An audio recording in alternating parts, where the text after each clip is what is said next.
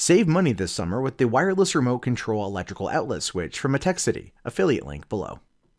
Hey, what's going on, everybody? My name is Matt Jarbo. This is the Mundane Matt channel, and free speech on college campuses has been under attack now for a multitude of years.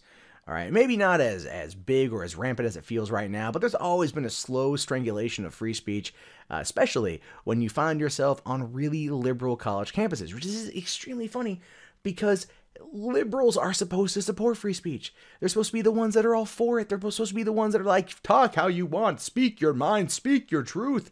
Ideas will be challenged, not the person themselves. This is what you think free speech is about in college campuses.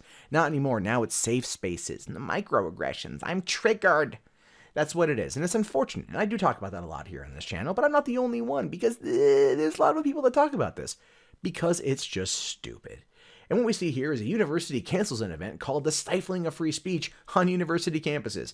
Just the title of the story is super meta. University canceling free speech event about stifling free speech on universities. Right? Crazy. But hey, let's get into this here, shall we? A university in Canada, of course, has canceled the planned event called the Stifling of Free Speech on university campuses. Ryerson University cited safety concerns for its decision in the wake of planned protest against the panel discussion. And we know that when it comes to the opposition protest, a planned opposition protest in Canada, it can get pretty crazy. Just look at the situation involving Warren Farrell in a men's rights conference on, I think it was University of Toronto campus a couple years ago.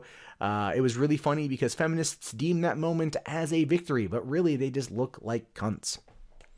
The National Post reports that at the August 22nd event was the host, Professor Jordan Petersen, who rose to prominence after refusing to use students' preferred pronouns, and journalist Faith Goldy, who works for the far-right rebel media.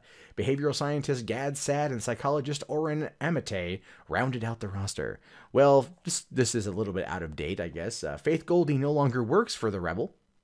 She was fired after she went to the Charlottesville protests against her boss's wishes, streamed it herself as a citizen, and then went on I think it was a white supremacist podcast or something, an alt-right podcast, and basically, yeah, got herself fired. That's pretty funny. And now the rebel's in total freefall. Not because she was gone, because of other reasons, which I'll get to later. Anyway, the main opposition to the event was a counter-protest called No Fascists in Our City. I just would like to stop for a moment and address kind of the elephant in the room here. Dear anti-fascists, when you try to stifle free speech, that's fascism. I understand the concept might be a little bit weird for your small, feeble-minded brain to understand, but free speech means it's free, it's open, it's unfettered. It's available for anyone to grab and speak their mind at any single time. And when you come along and you try to shout it down, by the way, you have that right under free speech to do. Isn't that grand? But still, there's an ironic part of it there where you're trying to shut down free speech, and you effectively did by threatening to protest. So you're kind of what you hate. You're fascists. Anyway, their Facebook page states that considering the rise of nationalism here and abroad, is there nationalism in Canada? I want to know what a Canadian nationalist is like. We need more maple syrup, eh? We need to get better beer. Stop exporting Labatt's Blue down to America, eh? The Toronto Blue Jays should be a Canadian-only team, eh? And like, is that what if I was a Canadian nationalist, by the way? This is a purely hypothetical situation. And this is just how I happen to be selfish. I would sit there and bar all comedians out of Canada to stay in Canada because they're generally funnier. Let's be realistic here. With the exception of Dane Cook. And then also I would make it illegal for Playboy Playmates to then leave Vancouver, British Columbia, where, if I remember the statistic correctly, was about 31% of all Playboy Playmates have come from Vancouver, British Columbia. There's something in the water there. Case in point, Lauren Southern is from there. I just want to put that out there for you guys who may want to move to Vancouver. It's expensive, but if you like hot chicks, it's kind of worth it. Anyway, I digress. They say here on the Facebook page, considering the rise of nationalism here and abroad, we need to show these people and their guests that we will not tolerate their backwards nonsense in our city, says the fascist. The protesters also reportedly worked with the university's student government to pressure administrators. Like fascists, perhaps?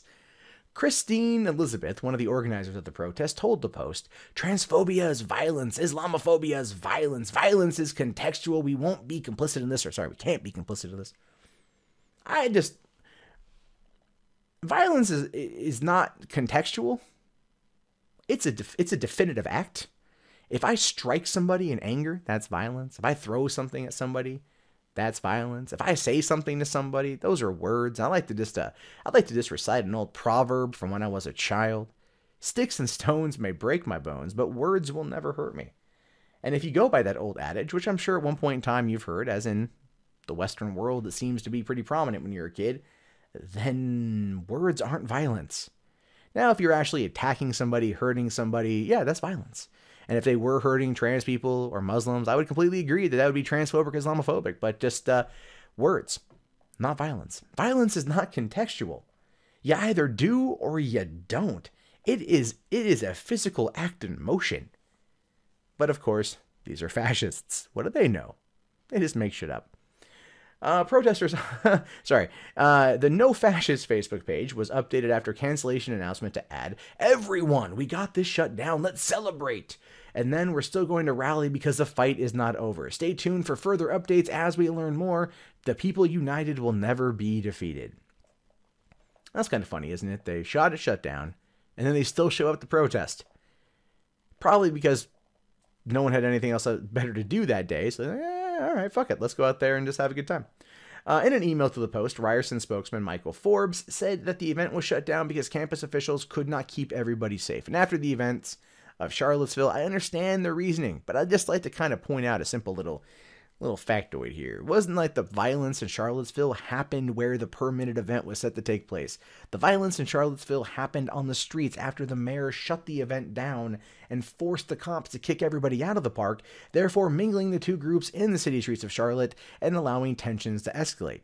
Whereas if you were to use your campus police in order to create a barrier between both the event and the protesters, it would be loud, it would be a ruckus-filled event, but it probably wouldn't actually end in anyone getting run down by a Dodge Challenger of peace. That's what I want to say to the situation. You guys are too fucking afraid of your own fucking people to even do your goddamn job right. If you would sit there and just create a barrier of peace, to be fair, you would then be able to facilitate both groups simultaneously, thus protecting free speech and allowing the event to continue as planned. Now, it goes on to say here, after a thorough security review, the university had concluded that Ryerson is not equipped to provide the necessary level of public safety for the event to go forward. In light of recent events, Ryerson University is prioritizing campus safety. Yes, that's very true, but you also could hire extra security or go to the event organizers and say, we need you to hire extra security in order to make sure that we can do our job. And they probably would. God knows Milo Yiannopoulos did this multiple times and was still shut down during his Dangerous Faggot tour. He was still kicked out and accosted on stage when security chose not to act. Yeah, I don't really put a lot of faith in college campuses anymore, university campuses, when it comes to actually protecting free speech from people who either pay to be there or have been invited to be there on behalf of some of the students, especially when it comes to protecting free speech on college campuses, and it's shut down by an actual fascist organization, and the organizers were able to basically work with student administrators to pressure the student government, or the student government to pressure the administrators. The point is, they're cunts. Responding to the news on Twitter, Professor Petersen said that we will reschedule, certainly, make no mistake about it, in a bigger location with more people. Details later. And to be fair, he's absolutely correct on that one. What the situation will do is kind of act like a lightning rod. This is going to draw more people to the situation, both probably for and against. Those who are pro-free speech are going to want to show up en masse in order to support a free speech on college campus event, and those who, well, don't understand anything past what the liberal media tells them are going to show up and go like, we're here to fight the fascists, and then join ranks with the fascists to shout down free speech. I always say in situations like this, I'm really fucking glad I don't go to school anymore. Well, gang, that wraps up this video. Be sure to leave your thoughts below in the comments, as I love to read them. Also, if you guys want to support the channel, links below in the video description. We have Patreon, PayPal, Amazon affiliate in the beginning of the video, as well as Bitcoin now. During the apocalypse, anything helps. I greatly appreciate it. I'll talk to you guys later. Have yourself a great day. Peace out.